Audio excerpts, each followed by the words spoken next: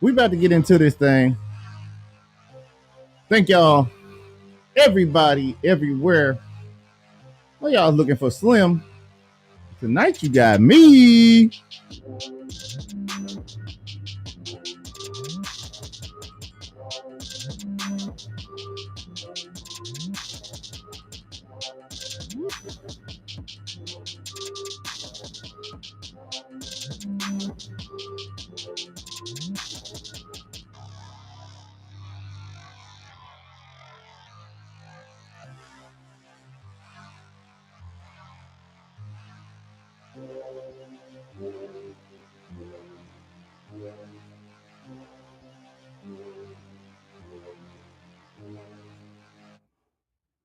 All right, y'all. About to get into this thing really, really soon. Make sure you hit a like on the way in. It's your boy JYG. Slim is on vacation. So with Slim being on vacation, you already know what time it is. How was y'all day? Hope your day was good. Hope your night is even better.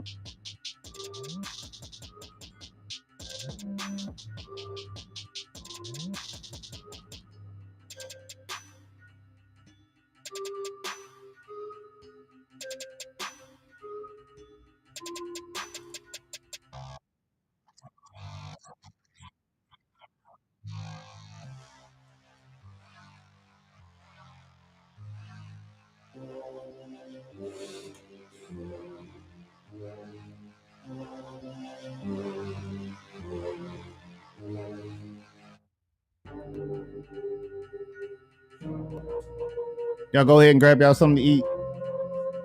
Or if you're working on something, go ahead and set it up. Let your boy play in the background for you.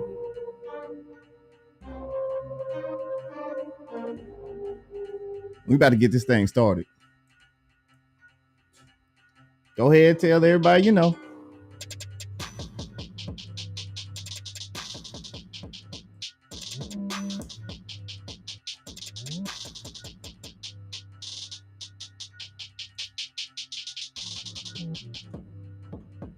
We got a lot to cover.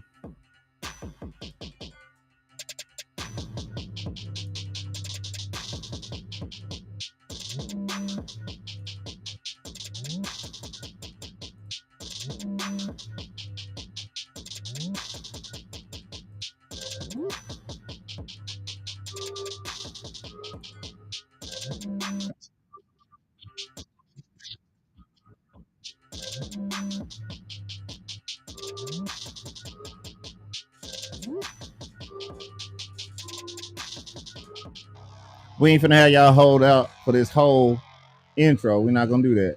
I'm not gonna do that to y'all. Not tonight. It's your boy JYG. We hope that you are having a good old fun time around here. We gotta go ahead and get this thing cracking. So, in case you didn't know, the show that we normally play on this time would be Slim. But Slim is on vacation, y'all. She's on vacation. So, since he's on vacation, y'all already know what time it is. It's time for me to come in here and give you a little something, just for your mind, So I am glad that you're here with me. And we're going to rock this thing on out.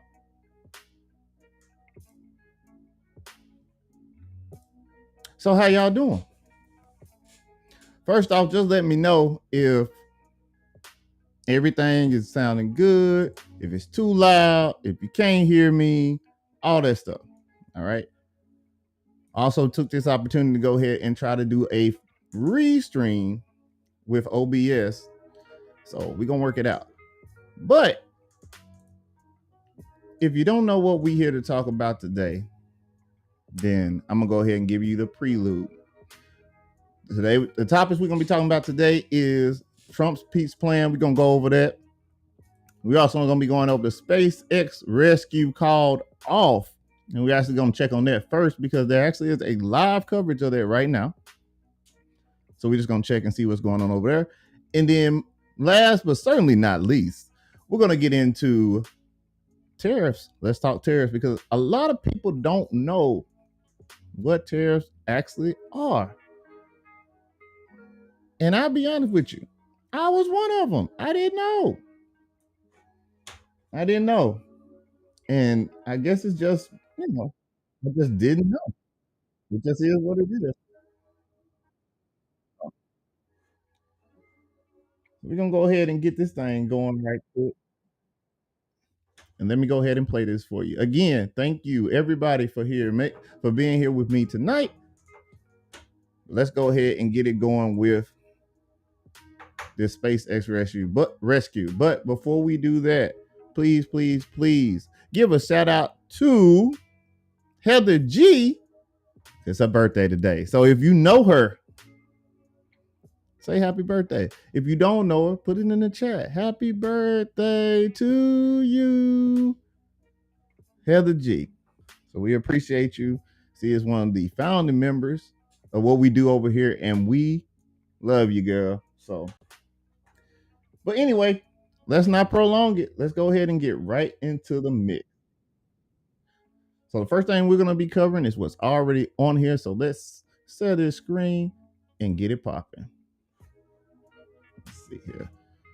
So I'm pretty sure a lot of y'all didn't even know, but these two people right here, these astronauts, not SpaceX employees, but the astronauts that you see right here, they have been stranded for a couple of months now. So what we're finna do is we're finna cover a couple of videos, and then we're gonna go to the live footage of what's going on right now. Be sure to like if you like what's going on. If you don't like what's going on, hit a thumb down. Either way, we're fine for me. All right. Let's see what they got cracking. Well, Lost in Space is nothing compared to the tale of the two stranded NASA astronauts, with yet another setback delaying their return home. When their mission began, astronauts Butch Wilmore and Sonny Williams thought they'd be up there for just 8 days. But the experimental Boeing Starliner capsule they took into orbit malfunctioned. The Starliner encountered so many issues, NASA deemed it too dangerous to carry people and flew it back to Earth empty. Now, adding insult to injury, the Falcon 9 launch intended to facilitate their return home has been postponed. It was scrapped just 45 minutes before takeoff thanks to a hydraulic ground issue. So what now? If the issue can be resolved, NASA and SpaceX will make another attempt to launch on Friday. Apparently, despite their many setbacks, both astronauts remain in good spirits. We're here, we have a mission, we're just doing what we do every day, and every day is interesting because we're up in space and it's a lot of fun. If the launch goes ahead on Friday, they could be back in the arms of their families in less than 2 weeks. All right. So basically, what you just saw was they were out there and NASA was like, the way you got here is not the way that you can get back. They said you need to get an Uber because we don't know if that's going to be able to facilitate you. So SpaceX come in and say, hey, we can save the day. Let's go ahead and save the day. Let's get in here. Let's do it. And then they start having issues and complications. So a lot of people are saying, hey, what's going on with this? Why is there such an issue? Well, I'll tell you what the issue is. The issue is, let me get this out the way. The issue is, I don't think they really know how to make rockets. I mean, it is rocket science. So, I mean, you would need to know a little bit about rocket ships and things of that nature. A lot of criticism coming from that because, I mean, I don't think Elon Musk really knows how to build one. You know, the only thing that I can say to his credit that he actually has done would be reformatting Twitter into X and making it profitable. Tesla, well, it's still working. We still trying to figure out what's going on with Tesla. I mean, some of them work, some of them don't, some of them explode. So we always got that little issue going on. But let's see.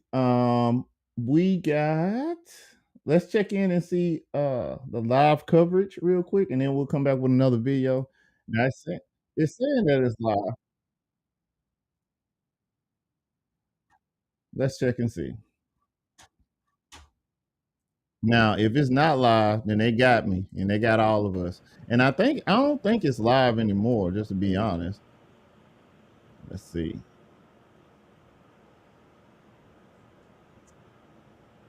Nah, that's it's just paused. I don't think it's live no more. All right, well, let's go to the other one then. Now, an attempt to send replacement crew to the International Space Station to relieve 2 US astronauts who've been stranded there since June has been postponed.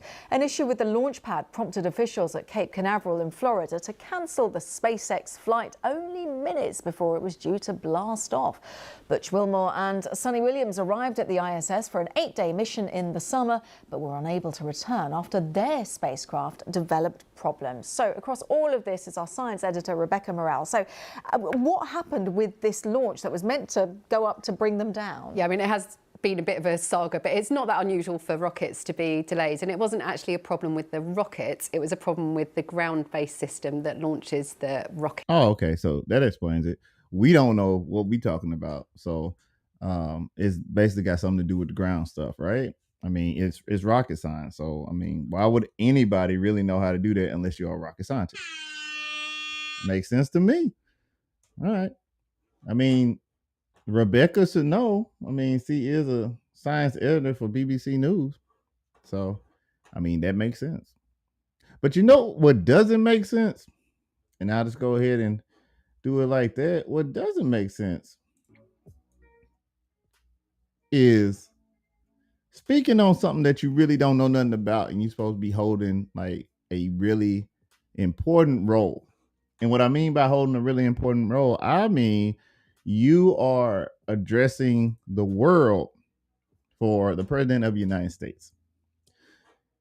Enter our next situation, just right into it. Now, I know that you probably saw it. If you didn't see it, well, you're about to see it now because this is just an interesting thing.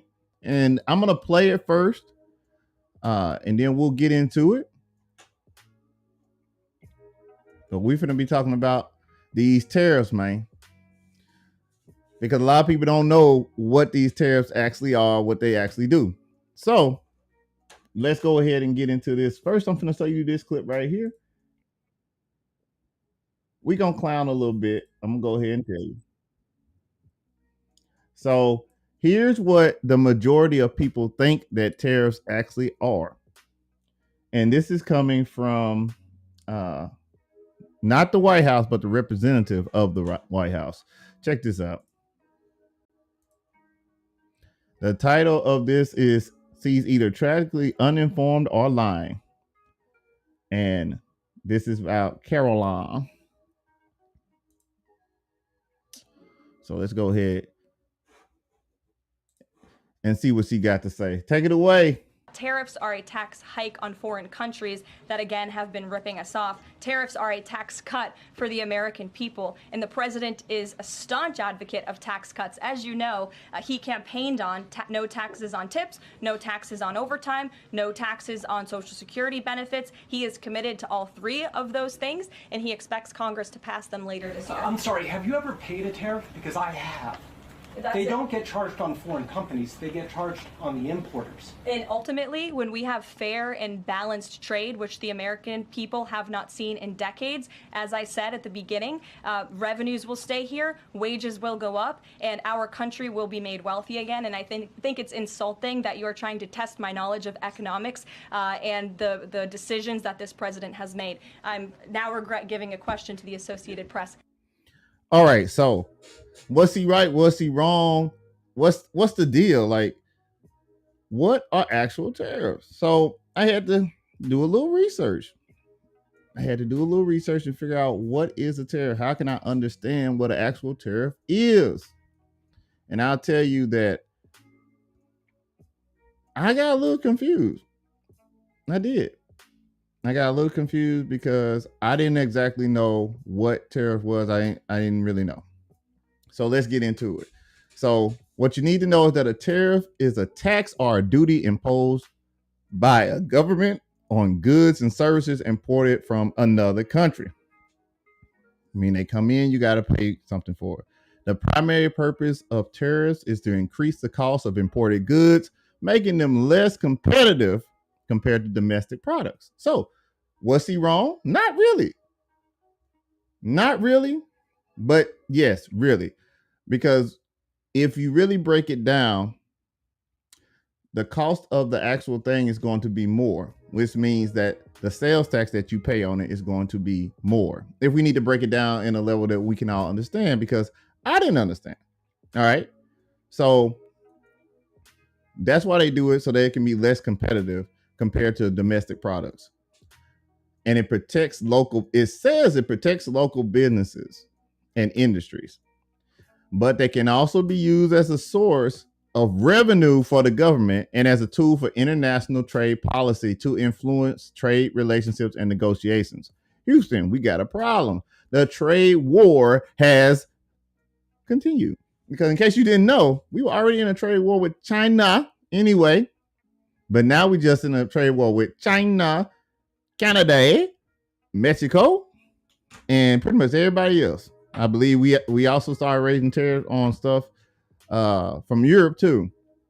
So we are officially in a war, not a cold war, a tariff war, a goods war. So I don't know if you can see at the bottom right here, but there are shipment containers right on the lower third. That is what is getting the tariffs on it. All right. And the reason why that is because that's what we're getting from other places. It could be wood. It could be iPhones. I mean, it could be a lot of anything. All right. But there are several types of tariffs. So first we got a ad valorem tariff. And these are based on the percentage of an item's value. For example, my car people, if a car is imported, then that V tariff rate is going to be 10. If it's 10%, then the tariff will be 10% on the car's overall value. So what does that mean? If the tariff costs 10%, then they're going to push that back to the consumer to buy. So let's take this Expo marker right here that I have. All right. Let's say that it costs $5. No, let's do $10. Let's keep the math simple. All right. Keep the math simple for everybody, especially the ones in the back. That would be me. So this Expo is $10 to make. All right. And let's say we're going to do a 10% tariff on it, or 10% of that is $1. All right. So in order for them to make profit on it, they can't sell it for $11. They have to sell it for $12.50 or $12 because they got to make a profit on it. Now, let's say company B in America makes not an Expo, but just a regular dry erase. The reason why they do that is so that they can turn around and charge theirs for $10 flat. They have no no tariffs here for domestic business. And it allows that small business or that industry that's American made to have a slight advantage.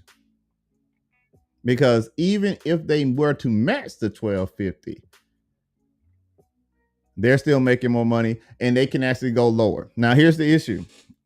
What type of economy do we have? We have the make that money right now type of economy, you know? So that means that while they could sell this expo marker for $11.50 and or $11 and make a good profit, kill it. They want to sell theirs for $12.50 too.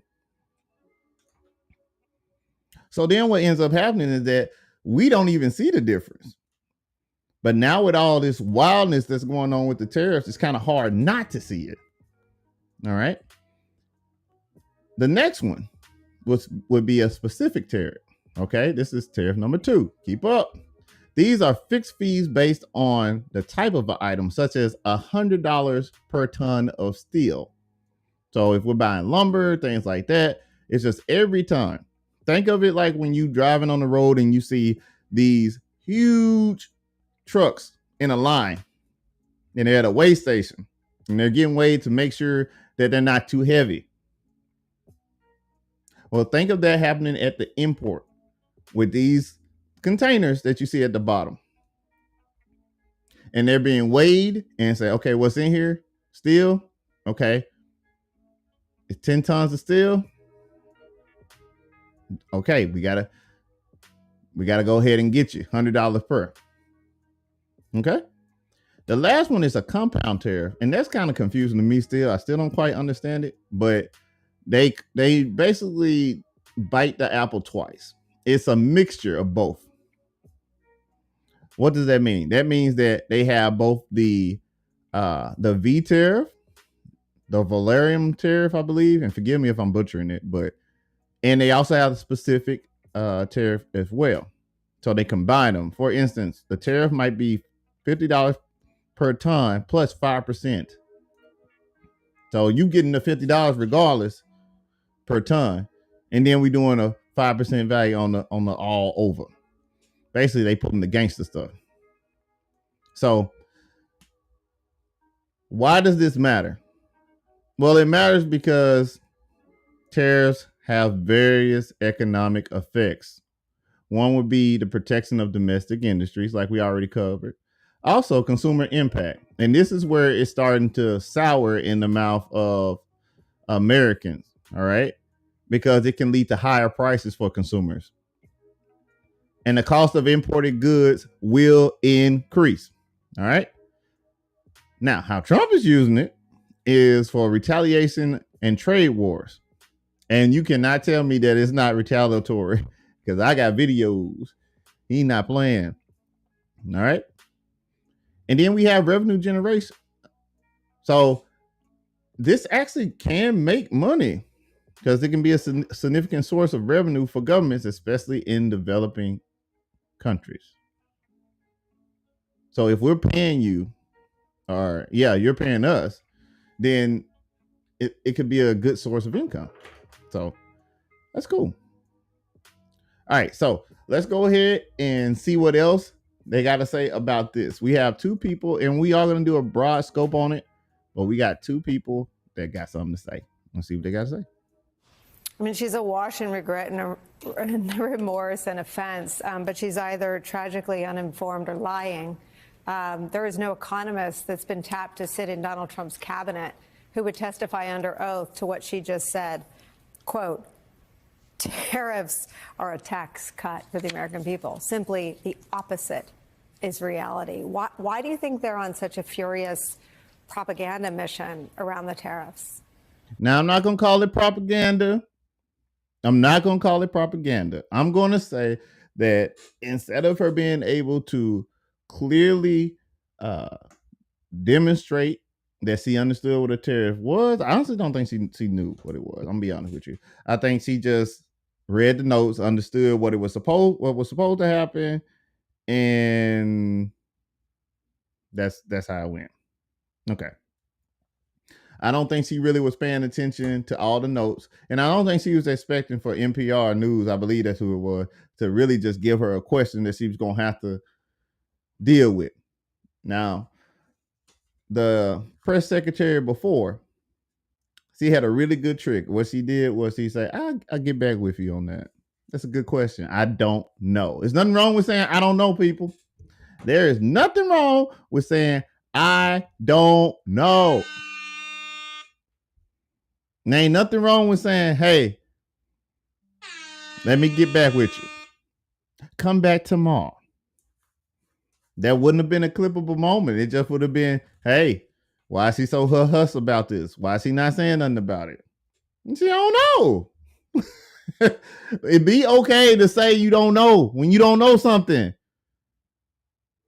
Are you going to end up having to deal with MSNBC tearing you a new one? Let's see what they're saying. I think that Donald Trump has a very, very unusual, idiosyncratic, and completely incorrect understanding of how tariffs work. You can look at economists everywhere. Now, we're going to call cap on that right off the top because he has to know how it works because he literally used to build buildings. Now, we can get into how he paid people, but I'm pretty sure he understood that certain tariffs on certain things were going to affect his bottom line. I'm pretty sure that he knew that. So, Associated Press. Thank you. It was Associated Press. Also, guys, make sure you like and subscribe and all that jazz. But I'm pretty sure that he knows. However, we're talking about a business versus the United States. So that was an argument that was posed to me. That was some argument that was posed to me by someone who I know, who's near dear to me, and it's just it might not translate. It might not translate. And Joe's in the building. She said, "This 27-year-old is unqualified, unprepared. Poor baby got set up."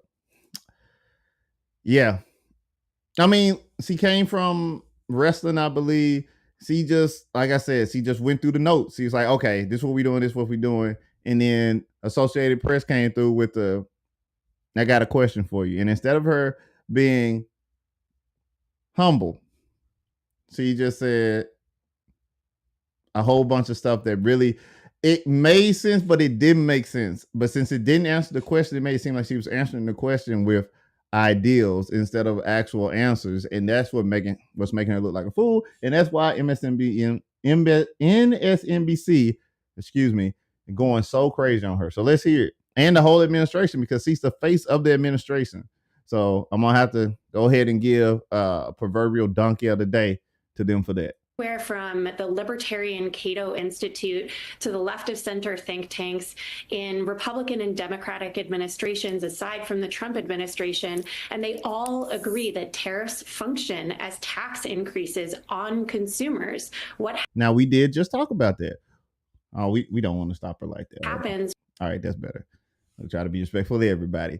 We did just talk about how that is going to translate into taxes. Even if you can't wrap your head around it, you can wrap your head around the fact that sales tax, if something costs more, it's going to be more sales tax on it.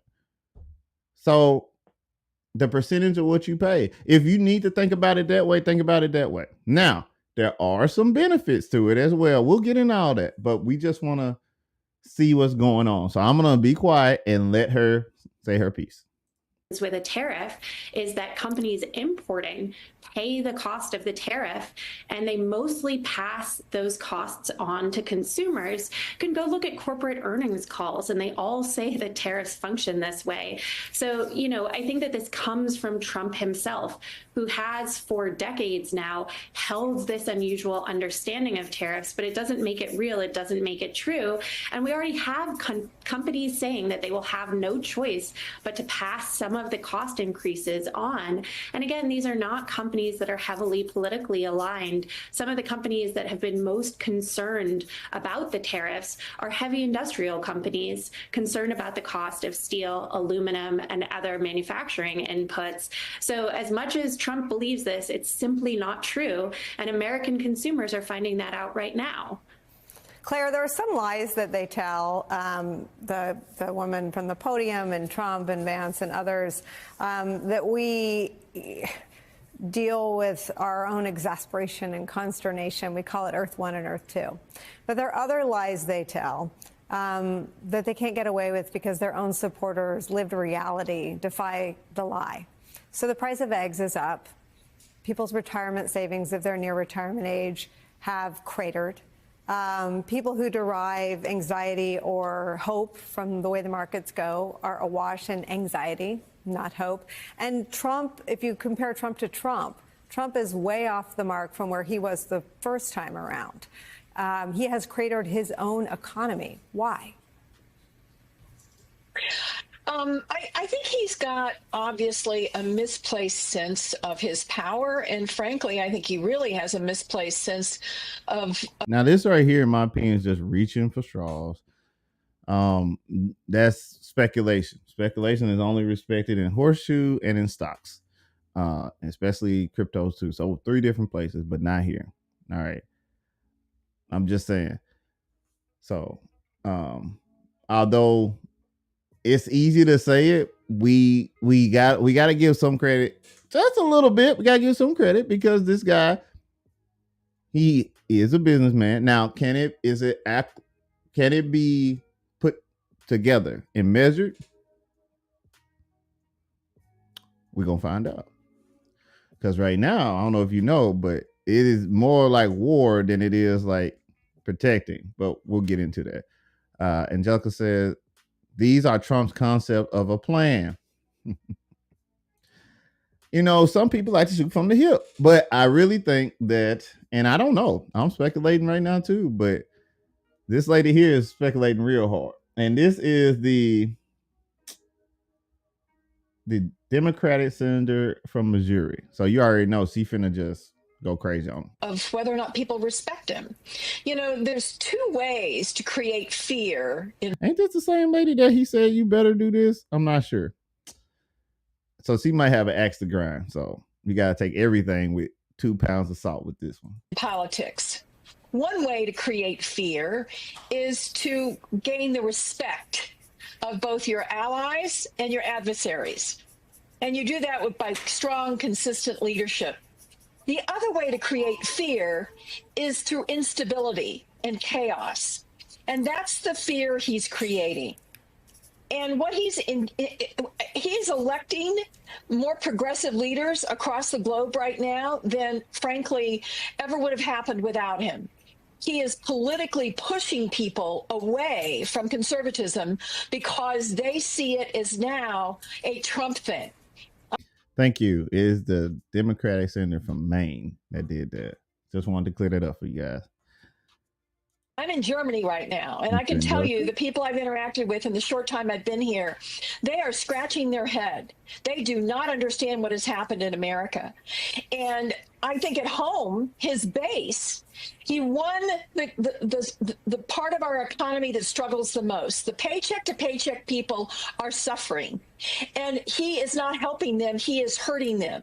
That does not, on all these fronts, he is not going to gain ground politically, and he may not realize it now, but he will eventually. Claire, the piece about annexing Canada, a friend and a neighbor who has never done anything to offend any American or any American politician, who has only helped us in national security crises and as an economic partner, trading and otherwise. Okay, so basically they're going to get into a little bit more of the nitty gritty of it. But let's break it down a little bit easier for people to understand. So we do have a few more. We'll get to that in a second. So we have something from Sky News, and we also have something from ABC News. But before we get into that, let's go ahead and just break down some of the points. All right. So let's deal with the elephant in the room, the problematic issues that we have with this. So the first, obviously, it's going to be higher costs for customers. All right. So basically, tariffs often lead to higher prices for imported goods, and it's going to be passed on to the customers. For example, tariffs on Chinese goods during the U.S./China trade war, which I guess now is World War tariffs. I don't know, because they're still in it. Increase the cost for electronics, clothing, and other customer products. What does that mean? Your iPhone went up. That's what that means. It means that your iPhone went up in price because they had to make up the difference. All right. Another thing, that you might not be thinking about is supply chain distributions. That's a big one. One that we really not thinking about, which we should think about, because that's a big deal. Because many industries rely on global supply chains. All right. They depend on global supply chains, and tariffs can increase the cost and create inefficiencies. Need an example? Okay, manufacturers that depend on imported steel or aluminum may face higher production costs. Now, if anybody has any type of business, or if you pay any type of bills, you understand that there is a certain bottom line on your account that if it don't hit that amount, something is not getting paid. And if it don't get paid, we just got to wait and see what happens. Now, for all our rich people in the stadium high up there, y'all don't got to worry about that no more. But for everyday people, sometimes it happens. And that is the best analogy that can be given for the supply chain distribution. All right. Another one is retaliation and trade wars, which we're seeing right now. All right. Which is going to segue into our next video, because other countries may respond to tariffs with their own, leading to a cycle of retaliation that harms global trade. Don't believe me? Check this out.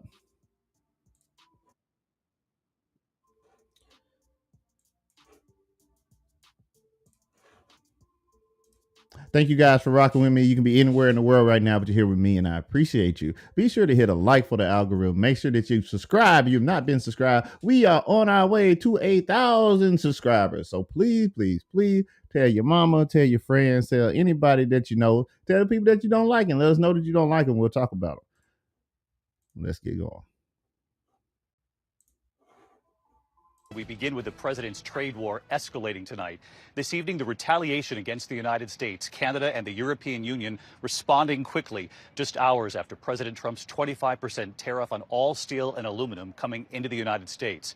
Canada, the largest supplier of steel to the U.S., slapping new tariffs on $20 billion worth of U.S. goods that are sold in Canada. And the 27 countries of the European Union imposing retaliatory tariffs on up to $28 billion worth of U.S. goods sold in Europe, including Harley-Davidson motorcycles and Kentucky bourbon. President Trump and Jack Daniels. That hits home. Jack Daniels, man. They literally taking it off the shelf in Canada. With the Irish Prime Minister visiting the White House today, the president suggesting his tariffs won't stop here, saying, of course, I'm going to respond. And tonight, right here, the new poll showing 56% of Americans disapprove of President Trump's handling of the economy. The number's even worse now on the president's tariffs. ABC's chief White House correspondent Mary Bruce leading us off. Today, President Trump side by side in the Oval Office with the head of the Irish government as his escalating trade war tests the U.S.-European relationship. I'm not happy with the European Union, I want to tell you. And we're going to win that. We're going to win that financial battle.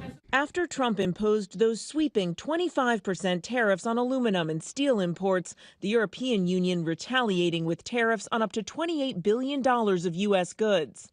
Trump making it clear this isn't over, vowing to respond in kind with sweeping retaliatory tariffs early next month. They're doing what they should be doing, perhaps, for the European Union, but it does create ill will. And as you know, we're going to be doing reciprocal tariffs. So whatever they charge us, we're charging them. Now, what's the problem with that? I don't know if y'all know, but America as a whole, we are the #1 consuming place on the face of the planet. We buy a lot of stuff, but we don't produce a lot of stuff. And that is another argument. In the end, who can outlast the other? If we don't make anything, then how are we supposed to outlive this situation? And I'll be honest with you, it is something that you should probably pay attention to. Now, this does lead for opportunity for businesses to grow. Yeah. But before we get to the positives, or what could be positive, let's just continue to work on these, because I want a full picture Here on the I'm Just Saying show, I just want a full picture. I want to give you both sides, tell you my opinion, and let you draw your own conclusions. All right. So the economic uncertainty, that's the next thing. Frequent charges on tariff policies, or frequent changes, on tariff policies can create uncertainty for businesses, making it difficult to plan investments or long-term strategy. Remember when I just told you about your bank account? And you got to know how much something is, how much is going in, when it's going in, when it's coming out. Well, if the percentages keep changing on being able to get it, let me paint it another way. You get income tax taken out. What if that changed just based on how somebody felt? Literally. Then what? What you gonna do then? It could make a very problematic situation to where some people might not even be able to deal with it, and they might want to pull out, which is the fifth reason that it could be a bad thing, which is an impact on small businesses. Small businesses often lack the resources to absorb the higher cost or find alternative suppliers and may be disproportionately affected by tariffs. Now, how do I make you understand that? Here's how I make you understand that. Let me make myself a little bit bigger. Let's see. Oh no, that's not me. All right, here we go. Because I want y'all to see me and hear me when I say this. All right. So if people come out of the businesses, you're going to turn this into, quote unquote, a Bernie Sanders paradise, because people are going to need handouts.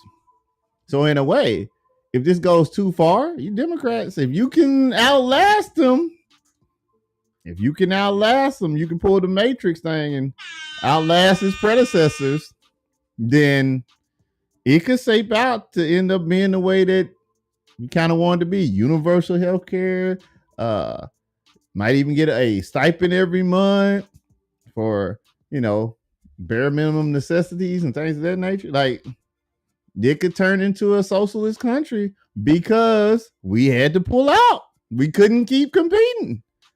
We got no more small businesses. They couldn't pay their payroll.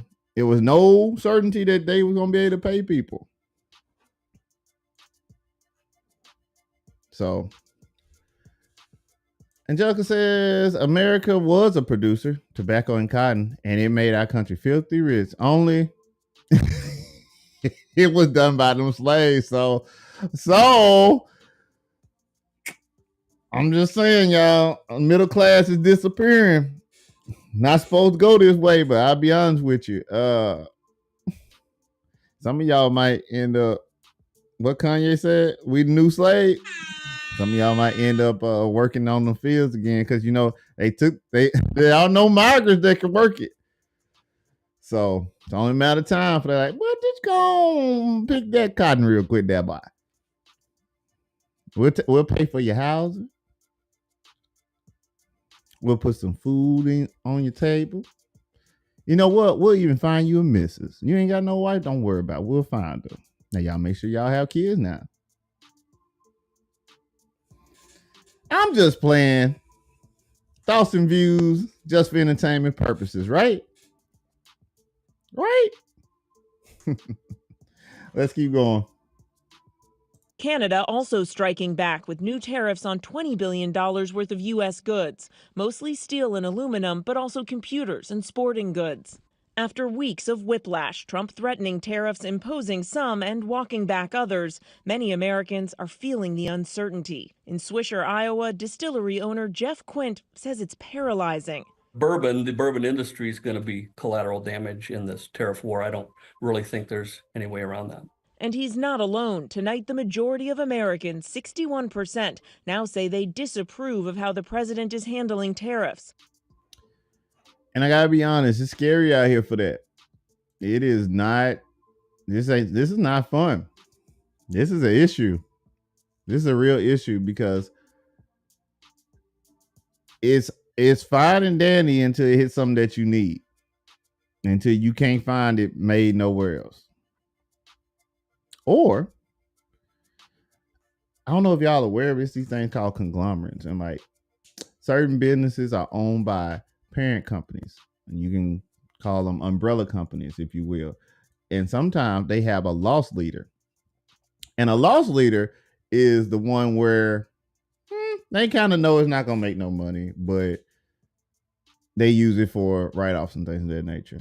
Now, let's say that your loss leader just happened to be affected by these tariffs with a crazy 200% tariff or something, and it's turned in. It was a loss leader. Now it's just a bloodsucker. It is literally drying us out. We raise prices on everything else, including things that might not have tariffs attached to them to level it out. Don't believe me? Y'all been in Walmart lately? Walmart has a whole part of their store that is a loss leader. So they make up for it by charging more for other things. I'm not making this up, guys. Do your research. Just think about it. Now, these are all the negative things. So, for your consideration, what we're going to do is I'm going to stop sharing this, and I'm going to give you some of the positives or potential positives of what this could do. All right. Then we're going to go to our last topic. Anybody have any questions? Cool. Make sure you like the video. Make sure you subscribe to the video. Also, anything is too loud or if my video is terrible, let me know, because we're rocking and rolling. Again, if you came here to see Slim Show, he is on vacation. So I am coming in with, I'm just saying. All right. So here's a couple of arguments that would say that tariffs could be manageable. Not good, but Angelica said, well, if this keep going in this direction, the Greens are moving to Spain, Canada, France, Colombia. Hola, bonjour. Well, we'll just have to see. I mean, look, we're not gonna be lower than middle class, never. And I just be honest about that. Can't go back, man. Can't go back. All right, so arguments that tariffs may be manageable. And let's do this real quick. Let's see. Yeah, let's do. Hold on 1 second, guys. All right, let's do this one. Let's put a little bounce to it. Yeah. Okay, so why could tariffs be manageable? Well, they say it's for protection of domestic industries. All right, so tariffs can help protect domestic industries from foreign competition, allowing them to grow and maintain jobs. For example, like the steel and aluminum industries, manufacturing tariffs have been seen as beneficial by some stakeholders. What does that mean? That means that by keeping this wall up to make the consumers have to pay more for a certain something, or you remember when we talked about earlier, supply chain distributions? Why would I get my steel from China? I'd rather just go ahead and get it from over here because it's cheaper. Now, it's still unbelievably high, but it's cheaper just by a little bit. So we also have revenue generation. Tariffs generate revenue for the government, which can be used to fund public services and reduce deficits. Slim in the building. What else, Slim? He said, you love JG. Yes. And Slim, enjoy your time off, man. I'm glad that you're here rocking on YouTube. You're not even on Twitch. You're on YouTube. You understood the assignment. But yeah, so let's see.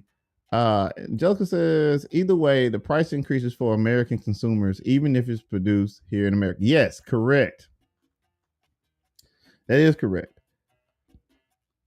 But if you had to choose between two, that one would be, I guess, more acceptable because it's America money going back into America. I mean, most business people look for the deal. So by discouraging the deal by saying, okay, the only reason we paying that much is because of this tariff. Okay. All right. So tariffs generate revenue for the government, which can be used to fund public services or reduce deficit. Now, hold on, wait a minute. I thought we was trying to reduce how much money that the government was getting. Isn't that what those is for? They slashing everything. I do not agree with them slashing the VA. Let me go ahead and say that right now. I don't agree with that. I think you could have cut from anywhere, not the VA though. Just be honest with you. I don't like that. And they are doing some significant cuts to the Board of Education. There was actually a story. I don't have all the information for it. I'm going to butcher this story. But because the Department of Education was taking some cuts, there was a small town, middle of nowhere, USA, the breadbasket type. But you would think that, government going to do right by them. Well, they cut funding for a certain thing that was geared toward younger youth that were black, that was going to allow them to be exposed to authors, black authors, things of that nature. Good stuff. But they didn't have the money for it because Board of Education got cut. Now, this is a good story. Black people united. All right. They united. They got together under the leadership of a black woman. And they end up getting the authors to actually come down there and help. And now it's turned into this huge thing. And that's one thing that I want to leave you with before we keep going. Just for food for thought. If it gets that bad, are you willing to put aside your differences for the good of the people? Your people. Something to think about. Let's keep moving. All right. So Angelica also says maybe the government can buy more Teslas with the tariff money. Hey!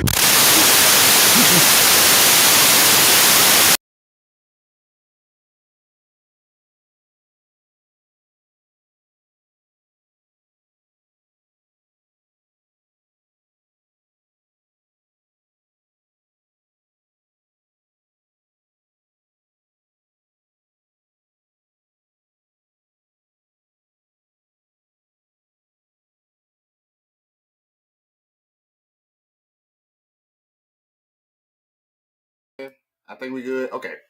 So behind the scenes stuff. It just got dark. Why did it just get dark? Because my audio went crazy on me. Guess I had like a loose wire or something. And y'all probably thought I was just going crazy. But static hit my ears really hard. I don't know what happened. So I had to cut off everything and get everything back online really quickly. But good thing for me, we've been doing this for a while. Almost 2 years, actually. So on our way to 2 years by the end of this year. And your boy has learned a lot. So let's not get distracted. Let's see.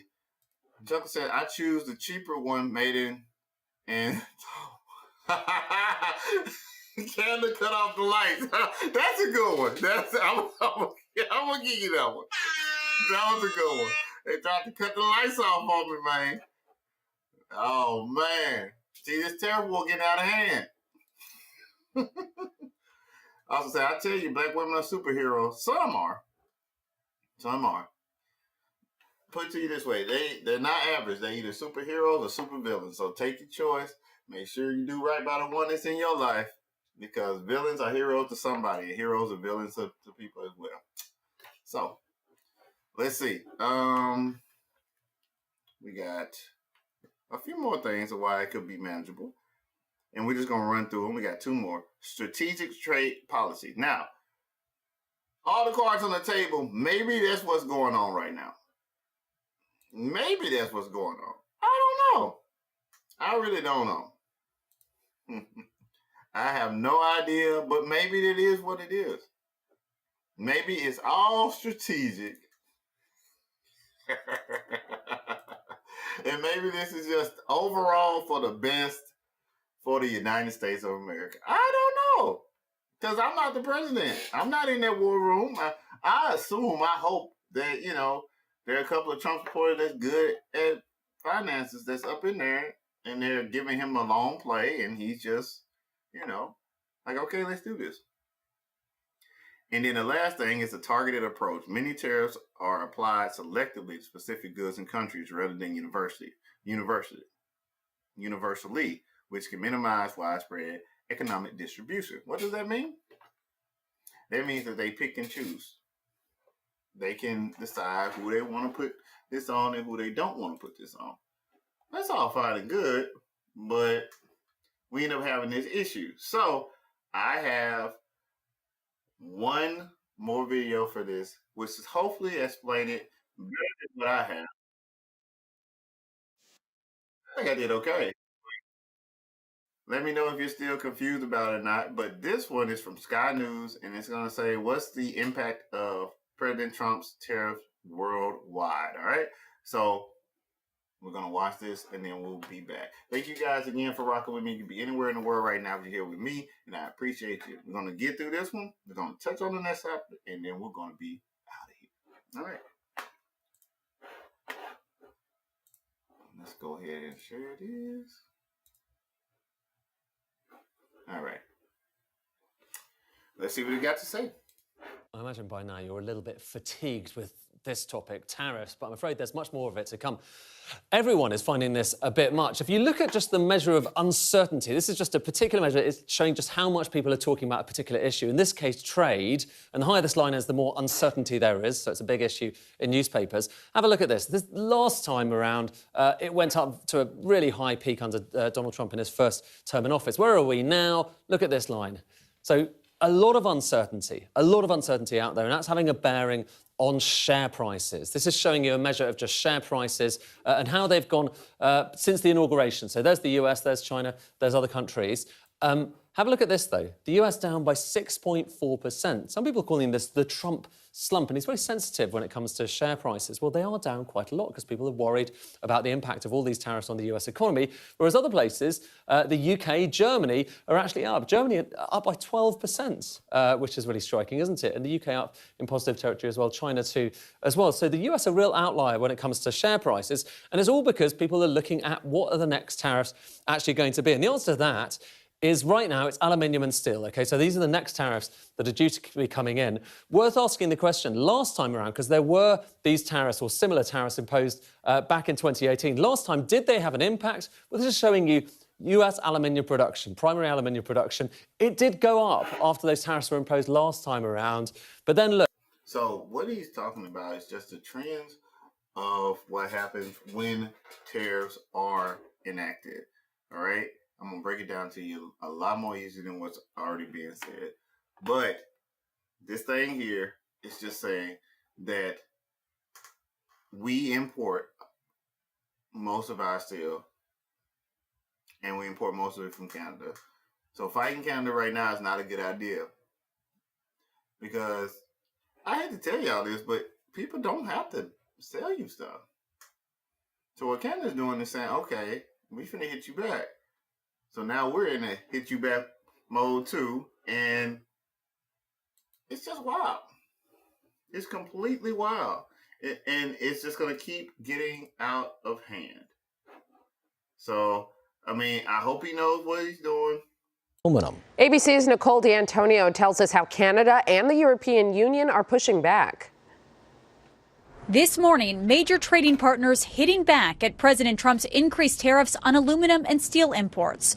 Overnight, new Canadian tariffs on American products took effect, impacting everything from steel and aluminum to computers and sporting goods. The European Union also vowing to raise tariffs on American beef, bourbon, and motorcycles next month. President Trump not backing down. I'm not happy with the European Union, I want to tell you. And we're going to win that. It comes after Trump imposed sweeping 25% tariffs on aluminum and steel imports on Wednesday. The European Union then retaliating with tariffs on up to $28 billion of U.S. goods. Canada is not the one driving up the cost of your groceries or of your gasoline. Canada is not the one that is ultimately starting this war. That is true. President Trump's tariffs against you are causing that. Because we set our own tariff that we are going to pay. So if you didn't know that, now you know that. What she's saying is true. And there are no winners in a trade war. The back and forth. That's because the trade war is made for endurance. And the question I have for you guys, do you really think that we, the Americans, one, can endure it? And two, do we even have the stomach for that? I mean, y'all demolished Target. Y'all demolished Target. Y'all dropped that stock like a rock because y'all didn't like how they were doing things. So I guess, like, I don't know if the American people have a stomach for this. So, causing chaos and uncertainty for consumers and many small business owners, including Jeff Quint, who owns a distillery in Iowa. The bourbon industry is going to be collateral damage in this tariff war. I don't really think there's any way around that. And he's not alone. A new CNN SSRS poll shows 61% of Americans disapprove of the president's handling of tariffs, and 56% say they do not approve of how he's handling. Now, I do want you to know that in order to get a realistic view, most of the time I am very much right leading. So I tried to pull some areas from some news outlets that are kind of farther left and middle. Not completely left. Like some of them we just sped right through, but so that we can get a full picture. Because I'm under the impression that right now, what we're experiencing is a war. And if it's a war of endurance, then it's up to that man on the screen right there to sell it to the majority of us. So one or two things are going to need to happen. One, he needs a media role. And two, he needs a campaign to get behind. So I don't know if you noticed or not, but a lot of those talks have been being put live. So when people come to the White House and they go to the room that we normally wouldn't get to actually hear the conversation or a good part of the conversation, we're hearing it now. And the reason why we're hearing it now is because it's part of the publicity. We need to show that we are tough, or we just want to be transparent so that you see what we're actually dealing with. Either way. So in a way, he's trying to open up the window either for self-preservation or to show you, hey, look, this is what I'm doing. Trust me. So if he can keep that going, then these numbers right here might end up changing. But right now it hurts. Nobody wants to get a whooping. And fear. So keep that in mind. All right, guys. So we got one more topic that we want to discuss before we get up out of here. And that one is still on the Trump thing. Trump has a peace plan. He has a peace plan. We're going to review it really quickly. And then I'm going to give my opinions on it. And then we're going to get up out of here. So, again, if you like what you're seeing, what you're hearing, or even if you like, I don't too much like it, but I rock with you. Hit a like for the algorithm. Share it with your family and your friends. And also, again, let me know if you have any audio issues, if I'm too loud, if the music's too loud, the music's too low, you can't hear the music, you can't hear the music the whole time. Let me know. Okay? All right. So let's get into this last one, Trump's peace plan. Now, this peace plan has been in the works for a while now. When he first came in, he said he was going to make them sit down, make them do this and make them do that. Well, it looks like the first part is to get a ceasefire proposal signed between the two parties. And a lot of people don't think that that could actually happen. But Vladimir Putin has actually responded to that. So we're going to get into it and see what Vladimir Putin had to say about the ceasefire. Let's see. We'll go here. And let's see what he got to say. Vladimir Putin says He supports the US-led ceasefire deal for Ukraine. The Russian president insists, though, he must talk to US President Donald Trump before agreeing to any deal. He says he still has reservations about a ceasefire, including how it would be enforced on the 1,000-kilometre front line of the conflict. We agree with the proposals for the ceasefire, but our position is based on the assumption that the ceasefire would lead to a long-term peace, something that would remove the initial reasons for the crisis. How are we going to resolve the issues of control or verification? How can we be guaranteed that none of this is going to happen in the future? During an Oval Office meeting with the NATO general. Now, before we get into all of that, that's a good thing that he's agreeing. But it could be said that he's agreeing just so that he can get back in the room to have a discussion with Trump. Which I think that discussion would have happened anyway, to be totally honest. But I think this removes all the excuses. I think it removes all the excuses so that he can't say that Ukraine won't do this, Ukraine won't do that. We saw Donald Trump, whether you like it or not, he pulled that man in there and he said, "You're not that guy. Either play right or you're not going to have a ball to play with. Matter of fact, you're not going to have a house." And he apologized. He apologized to Trump, to the president, to the American people. And now that removes all excuses from Vladimir. So good move on him by saying, yeah, I agree. So let's see what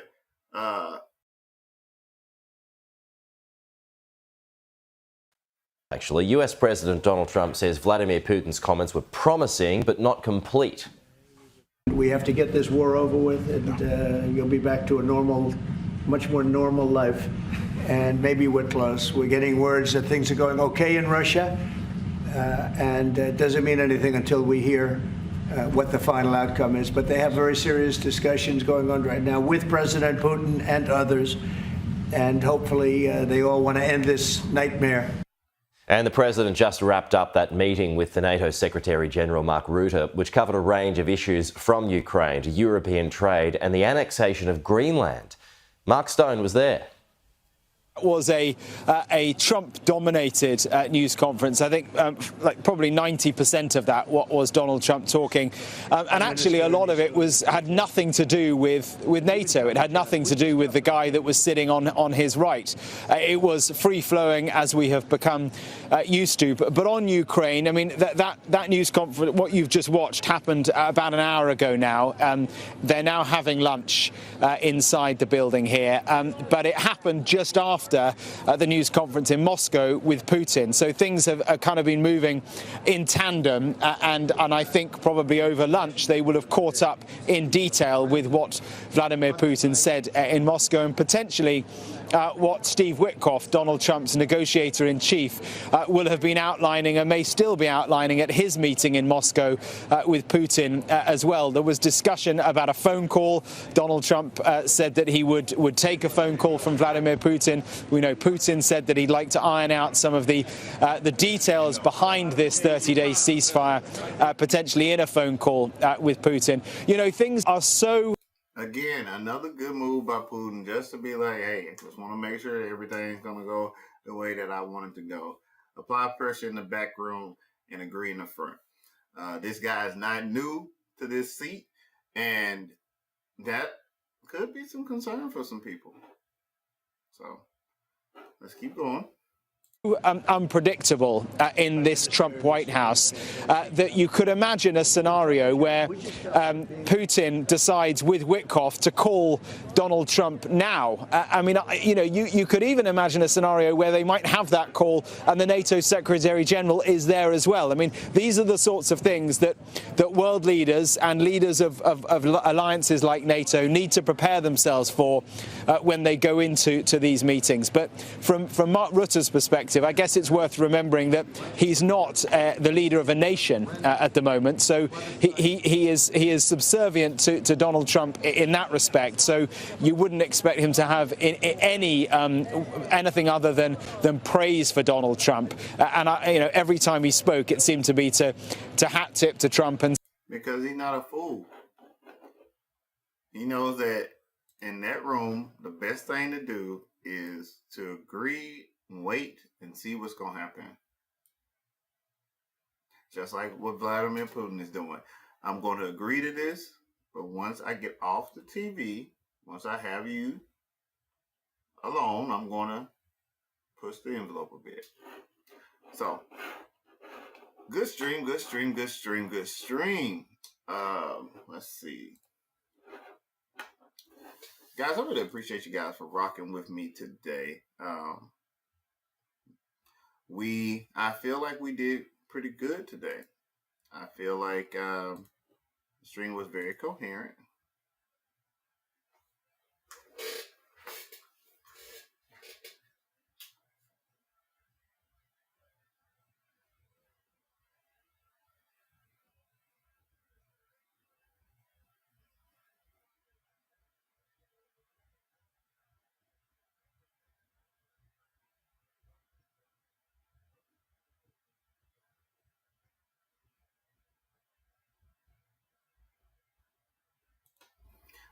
All right, so just wanted to wake y'all guys up real quick and try something out new. Hey guys, at the end of the day, it's always you versus you. It does not matter what's going on with anybody else. It only matters what's going on with you. Make sure that you're doing everything you can to be a better version of yourself for the people that you love, for you. Guys, we appreciate you here on TBH. And remember, if somebody gives you a problem, understand that they probably were the problem to begin with. We love you guys, and we will see y'all on the next one.